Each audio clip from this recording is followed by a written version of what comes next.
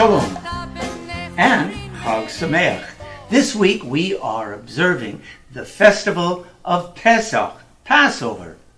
Oh, we had a lot of fun at our community Seder here at Temple Bethel a couple of nights ago. Some of the children wore costumes. Here we have a mask of Pharaoh, who certainly is a villain of the story. And we acted out the plagues. We had two very long sheets of plastic, and they were blue. And the parents, we had four parents, waving these large plastic sheets to look like the ocean. And then at a certain point, they split. They separated from each other, and the kids walked between them, singing Dayenu. Oh, it was a lot of fun. I had children sitting around my Passover table this year, and I asked them a very important question. I asked them, what do you think it would be like to be a slave? And the children gave me some very, very insightful answers.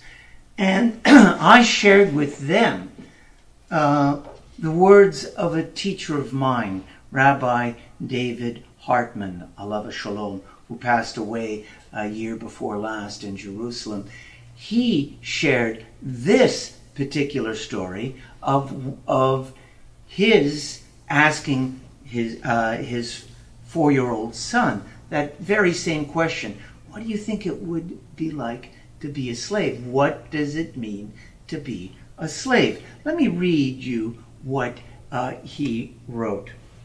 I once told my 4-year-old a story about a boy who did not see his daddy for a year. The boy had a birthday, and the father couldn't come. Then daddy called and said, "I'm coming home." The boy invited all of his friends to come to see his daddy because he loved him. He said, "Abba is coming." He watched his mommy cook kugel, his daddy's favorite. Just after his friends had come, Abba called to say, "The boss won't let me come." The little boy said, "What do you mean, the boss won't let you come? Tell him your son wants you home. Everybody wants you. We miss you." Suddenly, I could not help it. I started crying, and my son started crying about the kid in the story. I created this dialogue of the Abba trying to explain to his little son, I can't make my own decisions. The boss decides my movements for me.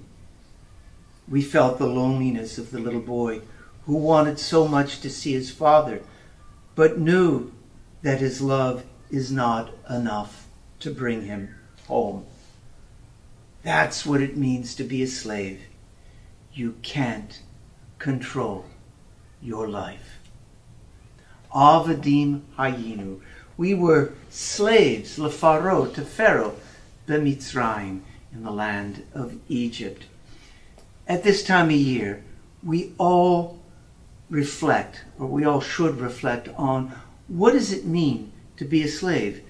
We can be a slave to so many things, even if others don't own us outright. We have so many claims on our lives, so many things that take us away from the things that we want to do or perhaps should do.